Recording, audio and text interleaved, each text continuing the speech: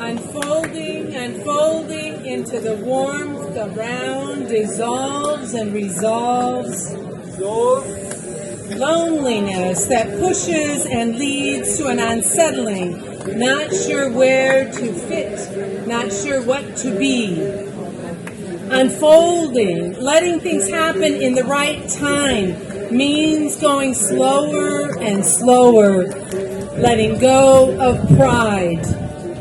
No stepping over the pains and obstacles to deepen relations, extinguishing the impossible.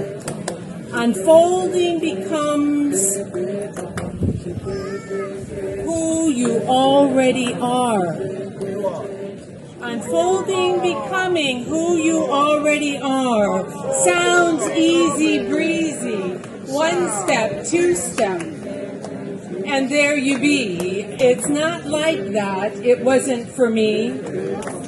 One's unfolding is always remarkable.